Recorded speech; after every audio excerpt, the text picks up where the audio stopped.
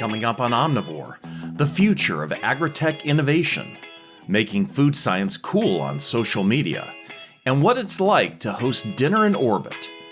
It's all ahead on episode 33 of Omnivore from the editors of Food Technology Magazine and the Institute of Food Technologists. This episode of Omnivore is brought to you by IFT First Annual Event and Expo. Join food science and innovation peers and thought leaders from around the world this July 14th through the 17th in Chicago. Go to iftevent.org to learn more and register today. That's iftevent.org.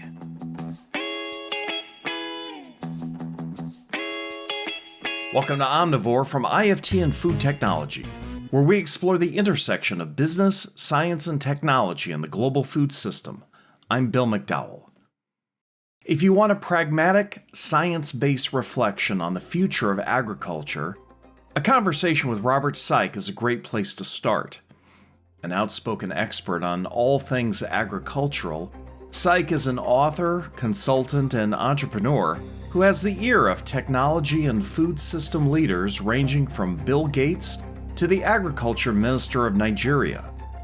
He spoke with Food Technology's Mary Ellen Kuhn about what he thinks are the dangers of a non-science mindset and the threat that presents to our food supply. Well, let's start at the beginning. You grew up on a farm in a tiny community in Canada. What about that experience made you want to make agriculture your life's work? And did you ever think about not doing that? You know, both sets of grandparents were Ukrainian farmers, so I'm 100% Ukrainian agricultural background. Graduated with a high school of 18 graduates, so it was always a small town. But following my degree at the University of Alberta, I really became enamored with technology, especially the integration of computers in agriculture. And my background with plant physiology, soil chemistry, and crop nutrition has really led me to do all the things that I've done. And I just find it so fascinating. And, you know, for a farm kid, if you would have sat me down at 16 years old and said, Rob, this is going to be your life, you know, I would have said BS. But my life has been very, very rich and full because of agriculture, and it continues to be so. Well, you've written and spoken about the fact that non-science is the single biggest threat to being able to feed the world. So I was hoping we could talk about that. How worried are you about the impact of a non-science mindset? Well, I'm very worried about it. And in the next book I want to write, which I think is going to be called Pragmatic, I want to talk about the alignment of consumers with agriculture.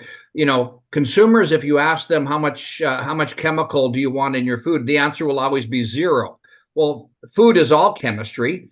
And that's a misalignment between what's factual and what's not. And now that we're testing in parts per billion, you know, these things have to be put into context of benefit versus risk. What are the benefits for the environment with various practices that the consumer understands very little about? And, you know, a trade-off between using extensive cultivation to control weeds on a field or using a pop can of herbicide sprayed over the length of a football field with water as a carrier, which is the better environmental and consumer trade-off? These are some of the discussions I think that we need to have. And I can only, use as an example the three letters GMO to illustrate the disconnect between consumers and their awareness of genetic engineering and the evolution of plant breeding versus what their thoughts are around those three GMO letters. Well, I'm glad you brought up GMOs because I was going to ask you about that. What's the potential for consumers to actually get comfortable with the idea of genetically modified organisms? Is there hope? I mean, it's not only hope, it's the answer. I mean, when you think about the pressures facing farmers to produce more, because exporting nations need to produce more, they need to reduce their environmental footprint. They need to protect the environment, and in some cases, they need to restore the environment. We cannot do all of that. We can't do all of that, have crops that use fewer inputs, have crops that respond to climate change, have crops that use water more efficiently, have crops that are nutrient dense, have crops that are safe, have crops that are reliable for the consumer at a low cost, at a convenient availability, without employing modern technologies such as genetic engineering. You can't have all of those things and then handcuff agriculture from using the science that's necessary to get us there, such as our messenger RNA technology. You can't have both. You can't have agriculture do all of these things to produce, reduce, protect, and restore without utilizing the science that can get us there. So genetic engineering, call it gene editing, call it GMOs, whatever you want to call it, is absolutely fundamentally necessary to ensure agricultural's infinite sustainability. Is it fair to say that's become one of your important life missions, getting that kind of message out? Yes. Well, the keynote speeches I've given internationally, the work I've done as an agronomist in places like Uganda, I have shares in a farming operation there, as well as the work I've done in Kenya, Nigeria, and all around the world, South America. And if you travel to Argentina, you'll know that that's one of the most advanced agricultural or no-tillage practiced farming in the world. It has given me a lot of motivation, because I fear and I worry about a mom, 33-year-old single mom raising 2 or 3 kids on a limited budget, and her going to the grocery store and being fearful of food because of the labels on the packaging that are absolute nonsense, like non-GMO spinach, non-GMO pasta. This is all nonsense. It's lying to the consumer and creating fear about something that they need not be afraid of. Well, no doubt that fear is a powerful motivator. Well, and there's a lot of people selling fear, Mary Ellen. A lot of people profit from fear.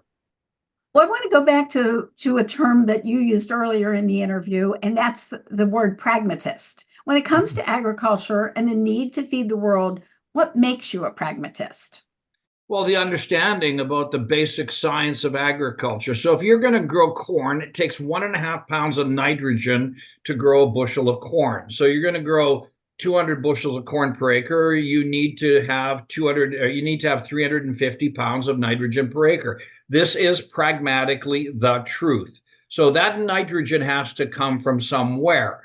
Either it's going to come from a degradation of organic matter, which again is very, very detrimental to the environment and greenhouse gases, or it's going to come from legume crops or pulse crops that fix a portion of their nitrogen through nitrogen fixation, or it's going to come from fertilizer. Those are your choices. So when people talk about the elimination of nitrogen fertilizers by agriculture, that's not pragmatic. That dog don't hunt. You need to make sure that we have the adequate 350 pounds of nitrogen go 200 bushels of corn. Now, are there technologies that we can use to make that nitrogen more efficient? That's called NUE, nitrogen use efficiency. The answer is yes. Is it in the farmer's best interest to make nitrogen use more efficient? Yes. Is it in the environment's interest to make nitrogen use more efficient? Yes. So instead of hammering farmers with sticks, we should be encouraging them with carrots. And North American and Argentinian farmers, for example, are very, very good at nitrogen utilization, whereas because of climatic conditions and farming types of farming, China and India are very poor at nitrogen use efficiency. So again, we have to be pragmatic about where we are looking to solve the problems, and we should be actually pushing some farmers up on a pedestal in terms of what they're actually doing with their environmental stewardship. When you were talking in your food technology interview about sustainable intensification of agriculture, is that what you're describing? Yes. I mean, if you think about the dairy industry, for example, today there are about 9 million dairy animals, dairy cows in the United States. In 1950, there were 25 million. So 25 million dairy cows in 1950 and 9 million today, producing more milk and doing it in a much more environmentally sustainable manner than in 1950. This is referred to as sustainable intensification. The same thing with land. They're not making any more land. And in very many areas of North America, some of the best land is being paved over for urban sprawl. So how are we going to feed an increasing population, whether that population gets to 9 billion or 10 or 11, call it even 9 billion people? That will require the exporting nations of the world, including the United States, Canada, Australia, Argentina, Brazil, France, to actually do more, to punch above their weight. So the only way to achieve that and feed the population and do it environmentally sustainably is something called sustainable intensification, where we grow more food through sustainably intensifying the amount of product, the amount of output versus the amount of input on a given acre or given animal. Well, I'd like to just wrap up asking you about what's coming up. I believe you have another book potentially coming up. What are you going to be focusing on? I have a lot of work to do in the area of the book, but it's going to be entitled Pragmatic, with a capital A and a capital G.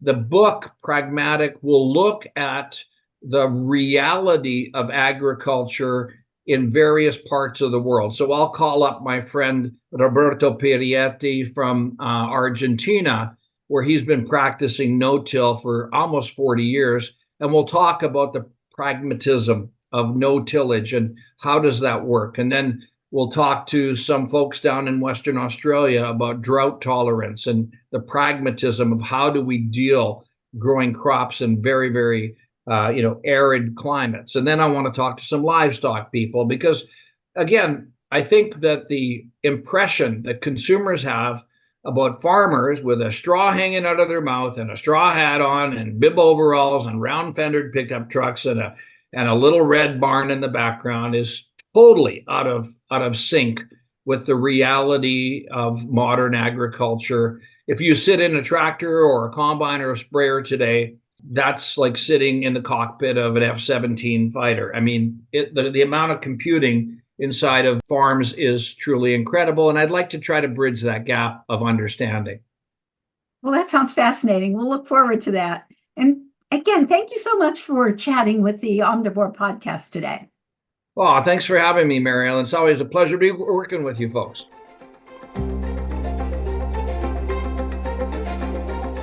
AgTech advocate Robert Saik is a renowned agrologist and agricultural advisor based in Sylvan Lake, Canada. Read more of his thoughts on a pragmatic, science-based approach to food production in the April issue of Food Technology. We'll be back with more Omnivore in a moment, but first, this word from our sponsor.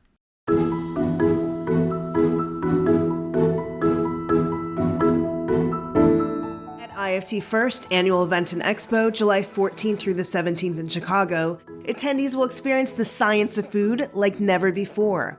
At IFT First, you'll find innovation in action and the latest research, scientific discoveries, and technologies fueling the future of food. The annual event is also the place to maximize one-of-a-kind opportunities to meet and connect with peers, colleagues, and thought leaders from throughout the value chain. This year's IFT First theme is Collaboration plus Innovation. How can food science and technology transform the food system? IFT First attendee registration is now open. Early bird pricing ends mid-April. Be part of the transformation and register today at iftevent.org. That's register today at iftevent.org. Welcome back to Omnivore. I'm Bill McDowell.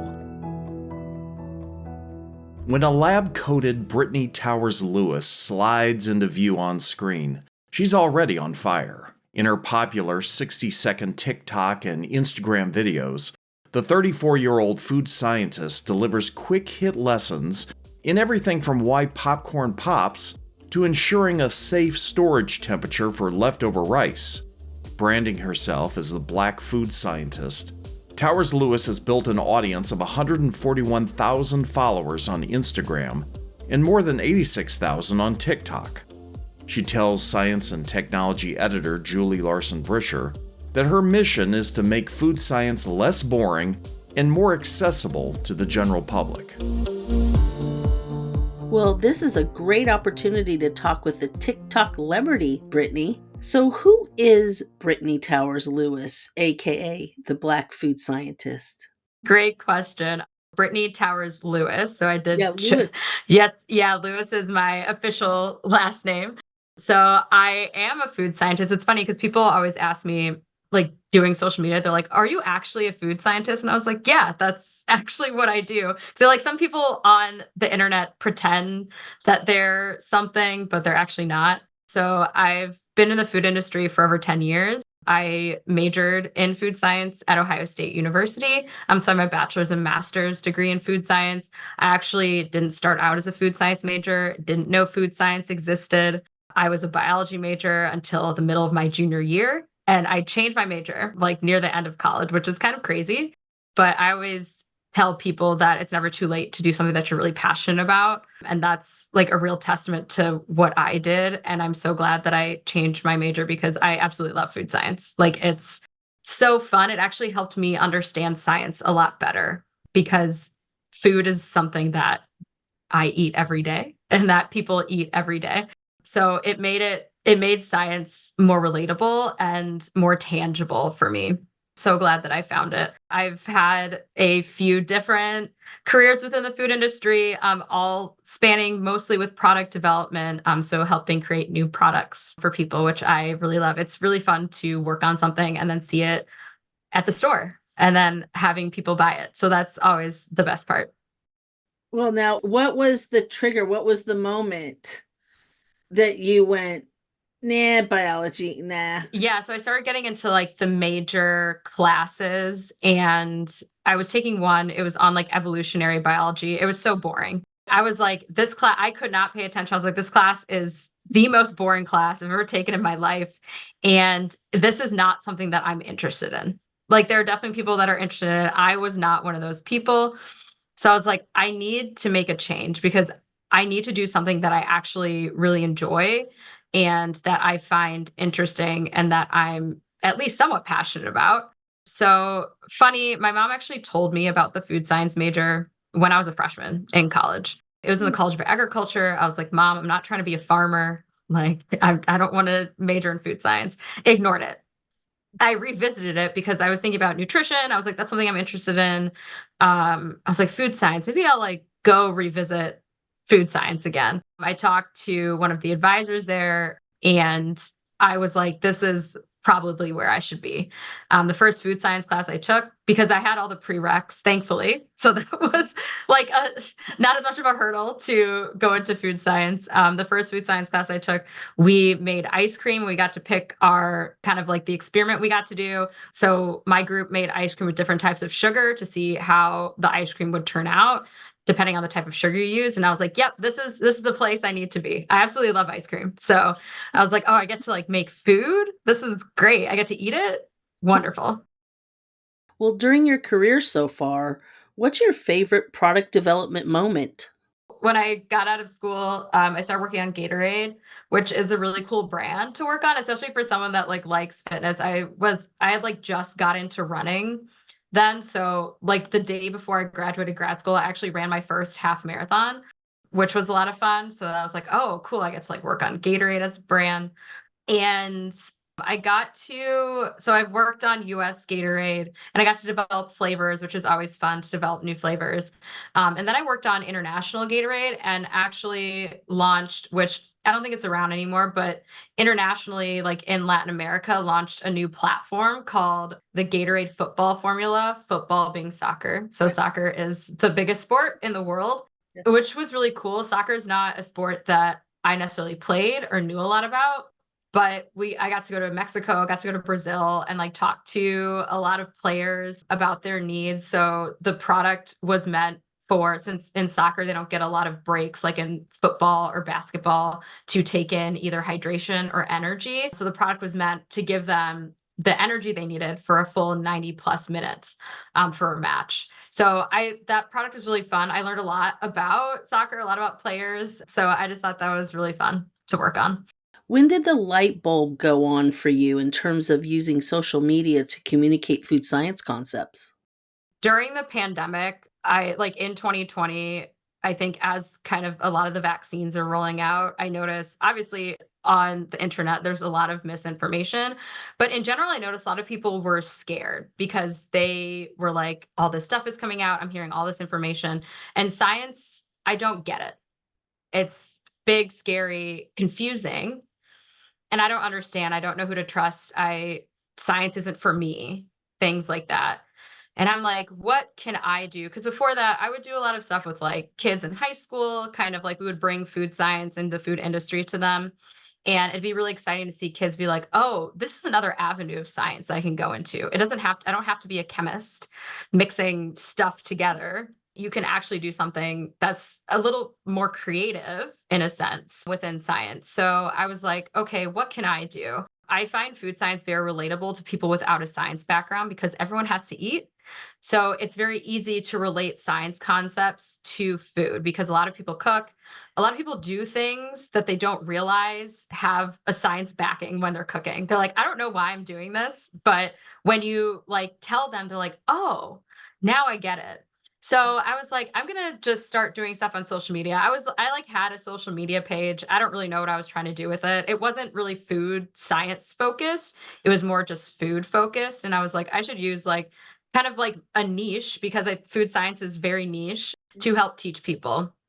Honestly, don't know where I came up with the whole slide in science in 60 seconds. I knew that it needed to be short. At the time, TikTok limited you to 60 seconds. So I was like, okay, my video has to be 60 seconds or less. I was like, I think that people's attention spans aren't great now. So I was like, it should be under a minute and to get this concept across very quickly. So that's kind of like where I started. And I was like, we'll do science in 60 seconds, teaching people this food science concept in 60 seconds, which is challenging, especially some people ask for some complex things. And I was like, that's hard to do in a minute. But my advisor in grad school, Dr. Rodriguez, he like anytime we had a test, so he like taught classes even when I was an undergrad, he usually had a question on the test like explain this concept as you're explaining to someone that's in 5th grade. Because if you're able to explain it in a way to really anyone without the background, then that means you have like true knowledge of that concept.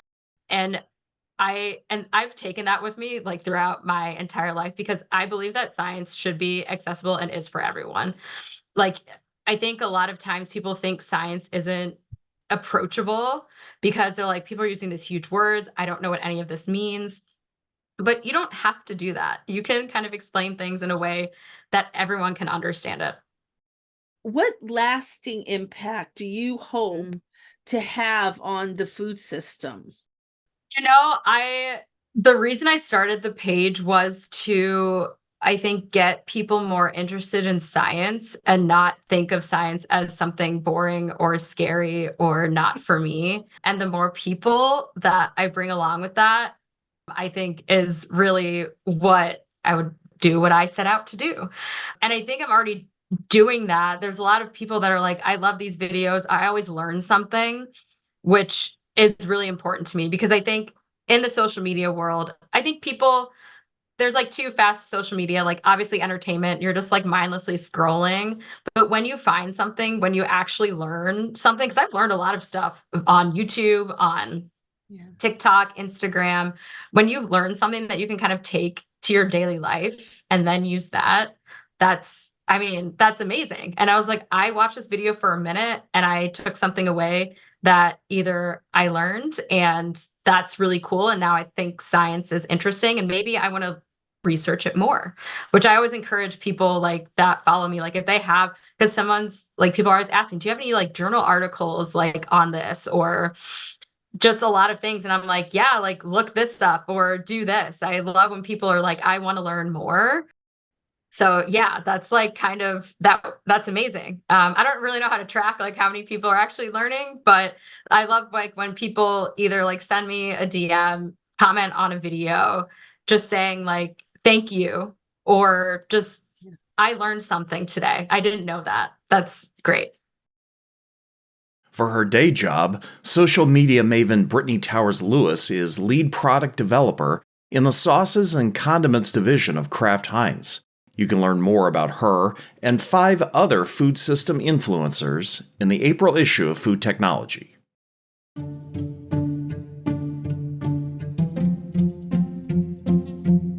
Vickie Kloeris has collected quite a few colorful stories from her decades working on the food systems at NASA. From planning special holiday meals for astronauts to preparing breakfast for Tom Hanks, her career offered up so many unforgettable memories that she decided to share them in a book.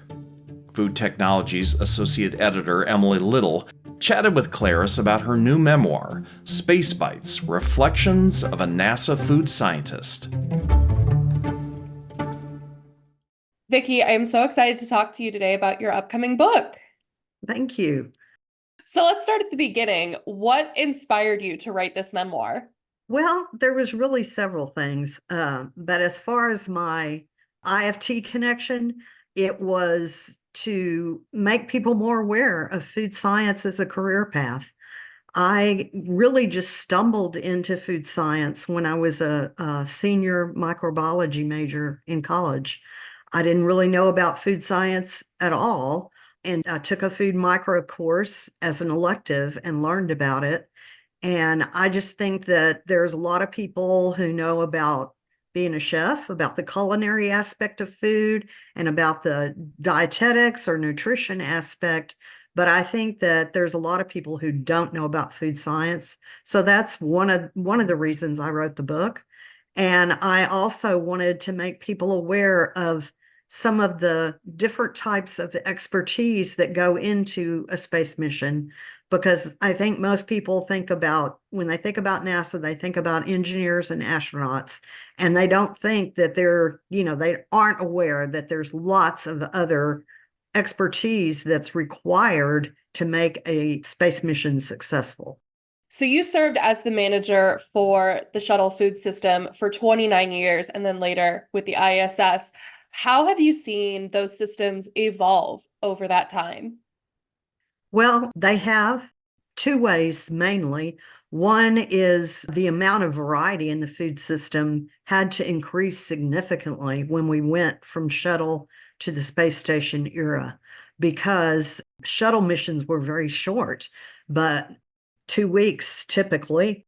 So you didn't need as many different menu items to support that. But when we went into the space station era and people started staying on the ISS for 6 months at a time, we certainly needed a lot more variety in the food system to be able to support that. So that's one of the big ways that it changed. And another way is that we were using a lot of commercially available items that were high in sodium. And we had to, when we went into long duration space flight, we had to start making most of those custom, because high salt in microgravity is a very big negative, because it makes bone loss. The bone loss that occurs in microgravity makes it worse. And so we had to start doing custom items to replace some of the freeze-dried camping items that we were buying, and the MREs, the entrees from the meals ready to eat. Those all were too high in salt for what we needed for long duration space flight. I think down here on the ground, we don't tend to think about bone loss and gravity, but in your situation, that's high on the list. Yeah. Yep, they have to exercise a lot to try to avoid that. It's one of the pitfalls of being in microgravity. There tends to be muscle and bone loss. Yes. Is there one story or memory from the book that you can share with our listeners? Give them a bit of a sneak peek. I guess for me, one of the things was when the Apollo 13 cast came to Johnson Space Center. This was prior to them starting the movie, and they wanted to scope out some places, some filming locations. And so we invited them into the food lab for a space food breakfast. And so Tom Hanks and Ron Howard were there, and actually Ron Howard's wife and one of his daughters was with him. And it impressed me how they were very much regular people, very friendly, very, interested in what we had to tell them about the food system. And I'll never forget that the first thing Tom Hanks did when he came into the lab was show us his tennis shoes because he was wearing his Forrest Gump tennis shoes. Oh, goodness. I can't imagine, being so starstruck, but they're just as interested to learn about your work as you are about their work. Yes, they really were. And that really impressed me. It always did when we had people come into the lab who were genuinely, we had a lot of VIPs through the years. And when they were genuinely interested in what we had to tell them, that always impressed me a great deal. What are you hoping readers will learn from your memoir? Well, yeah, like I said earlier, learn more about what is required to go to the expertise that is required for a successful space mission, that it's a wide variety of expertise, and also about food science as a career path. And so I deliberately did the book as a paperback so that it could be less expensive, hoping that students would be able to buy it and afford it at a reasonable price so that they could learn about food science. And I talk about IFT as a good source for learning about food science in the book. Right. Looking back on your career, is there another moment or a specific period of time that you're most proud of? Well, I think I'm proud of the fact that I got to work with our Russian colleagues. So, I was one of the kids that grew up during the Bay of Pigs, and I was on the Gulf Coast, so I did the duck under the desk in first grade as if that was going to make a difference, But so I never dreamed that, I would be able to travel to Russia, much less work with Russian colleagues. And I enjoyed very much the Russian colleagues that we worked with. They were very, highly educated in food science, very interested in cooperating with us and making co-work on the ISS successful, and very much left politics out of the picture altogether. So I was proud to be able to be a part of that collaboration. That's so great. And my final question, where can we find your book? It's available a variety of places, but the publisher is ballastbooks.com, like a ship's ballast, BALLAST. Yeah, and so you can go to their website and buy it there, but it's also available on Amazon and other places. Fantastic. Vickie, thank you so much for chatting with me, and I can't wait to pick up a copy. Okay, thank you for your time as well. Vickie Kloeris is the former manager of Shuttle and International Space Station Food Systems at NASA's Johnson Space Center, and a recent past president of IFT. Her memoir, Space Bites: Reflections of a NASA Food Scientist, is now available from Ballast Books.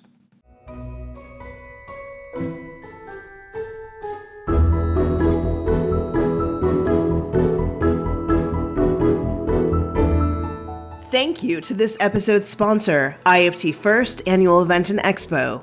Accomplish a year's worth of business, idea generation, and career growth in just 3 days at IFT First this July 14th through the 17th in Chicago.